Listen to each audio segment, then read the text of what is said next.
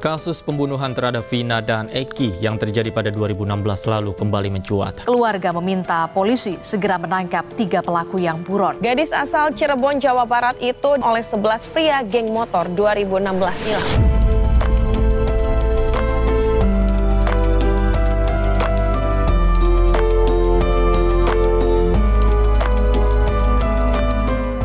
Heboh film misteri yang diangkat dari kisah nyata sebuah peristiwa kriminal di Cirebon pada tahun 2016 menyedot perhatian publik.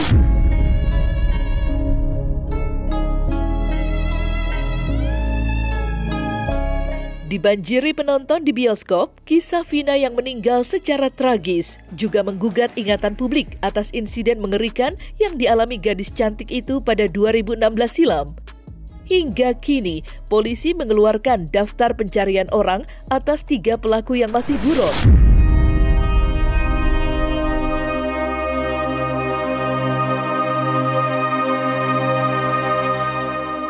Tidak hanya proses hukum yang terseok-seok dan limbung mencari pelaku, dari sisi supranatural pun kisah Vina kembali menghangat.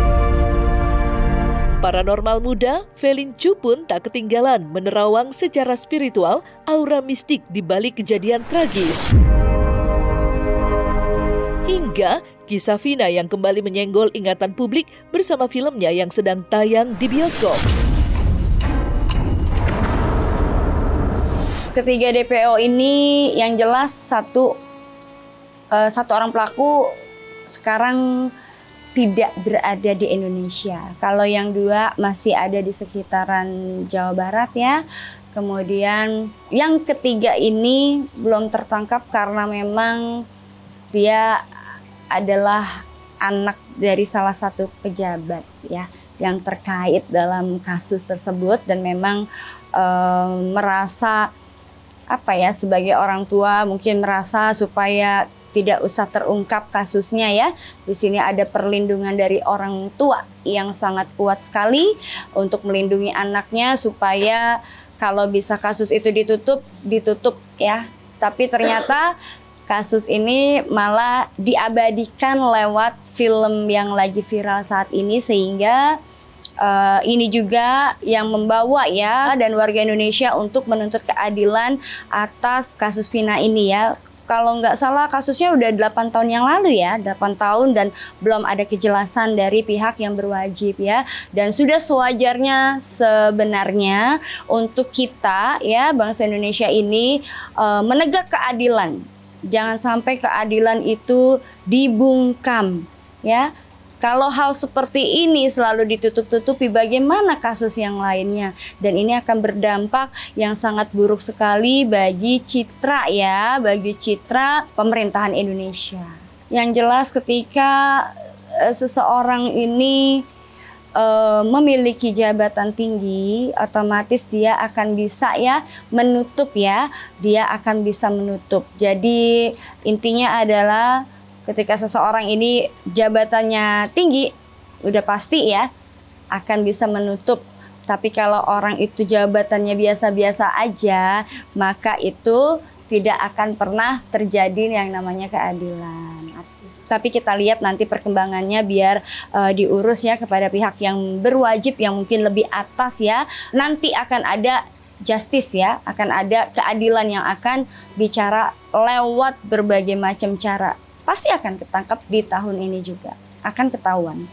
Paling lama 6 bulan, paling cepat 3 bulan. Sudah mulai dalam penyelidikan saat ini dan sudah ada ya, sesungguhnya kabar ini pun sudah terdengar oleh pihak keluarga dan juga tersangka. Bahkan juga nanti dalam waktu dekat ini akan ada dari pihak keluarga yang terkait menghubungi orang terkait juga. Terkait kasus ini. Yang jelas bukan keluarga tapi ada dari lewat pengacara ataupun lewat pihak yang berwajib. Yang jelas kalau aku melihat di sini sejak viralnya film ini banyak tekanan-tekanan ya. Artinya semua yang terkait dengan kasus ini semua saling menutupi dan membungkam, dan karena memang dibungkam, ya, emang sengaja untuk dibersihkan. Kalau bisa ditutup gitu, dibungkam, karena ya terkait dengan salah satu itu tadi, ya, orang petinggi itu tadi, ya, salah satunya adalah orang tinggi, ya, orang yang memiliki jabatan tinggi, sehingga mereka berusaha untuk membungkam kasus ini supaya tidak mencuat dan bagaimana caranya meredam. Jadi ini agak-agak sulit sebenarnya, tapi kita lihat nanti hasil kerja dari pihak yang berwajib, ya, khususnya pusat, ya.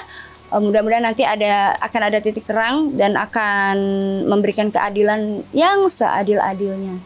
Masih sangat hidup, sehat, agak terganggu, cuman agak terganggu dalam pikiran, dan juga sering mengalami ketakutan, sering mengalami yang namanya, yaitu tadi, sering ditampakkan, ya, oleh sosok Vina ini.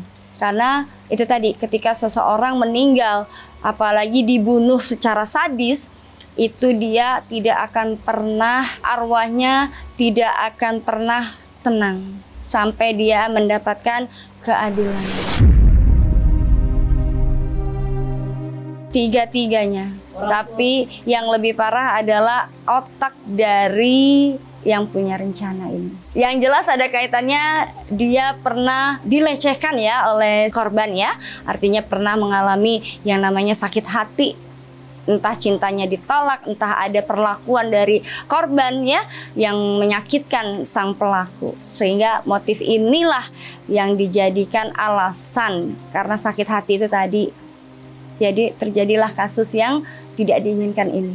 Otak pelakunya itu namanya, yang kabur ke Jakarta itu, jangan lupa, itu otaknya itu.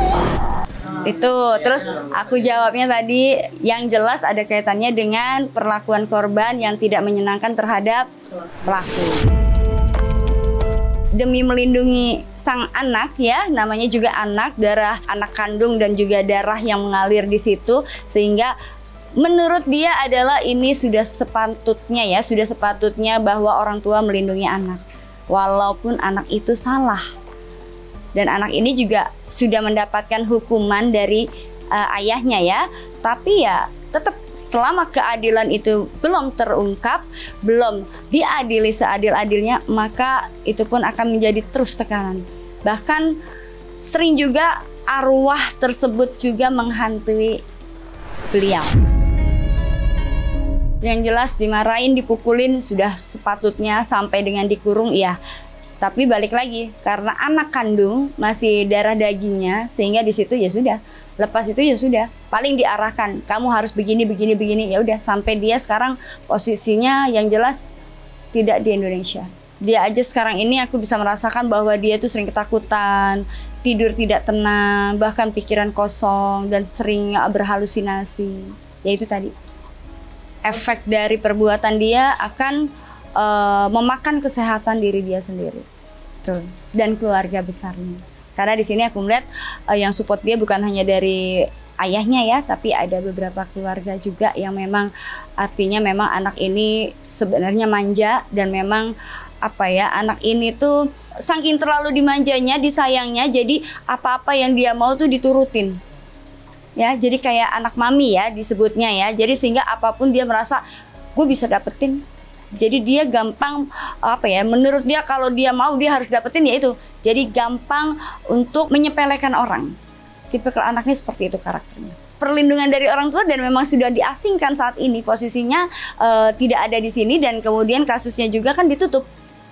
Karena dipikirnya sudah ada yang lain tertangkap. Dan ini kan belum diungkap nih.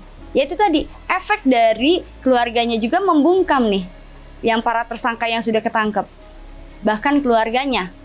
Makanya aku bilang, kalau seseorang sudah seperti itu, berarti orang itu pasti memiliki jabatan yang kuat. Karena hanya orang-orang yang memiliki jabatan kuat dan uangnya banyak yang bisa membungkam sampai membekukan kasus tersebut. Backingannya dia juga orang kuat. Yang jelas dia masih dalam pantauan dan juga ancaman.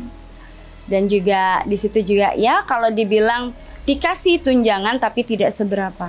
tapi lebih kepada ancaman dari pihak terkait yang terkait dengan kasus ini.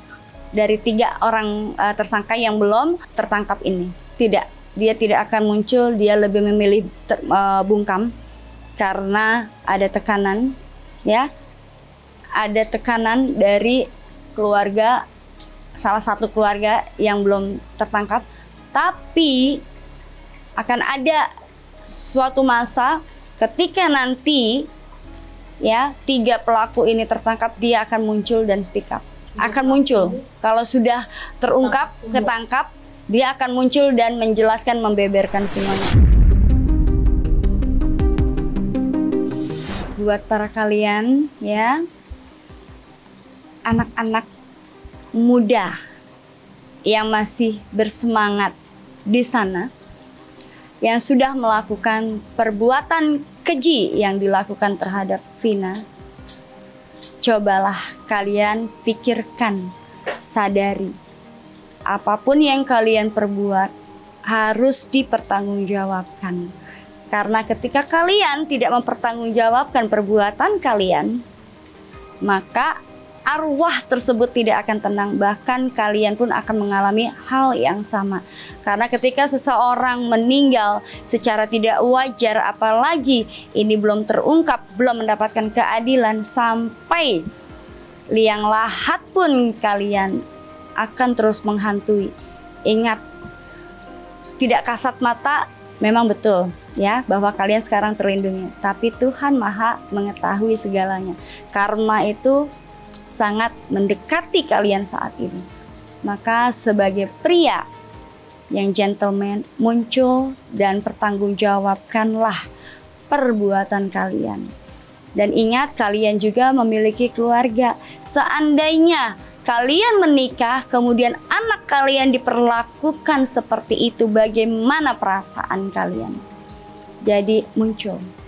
Selesaikan masalah ini dengan gentleman. Biar hukum nanti yang akan menentukan seberapa hukuman kalian. Yang jelas, ingat, seandainya pun kalian bisa lolos dari hukum, tapi kalian tidak akan pernah lolos dari hukum karma yang akan Tuhan berikan kepada kalian.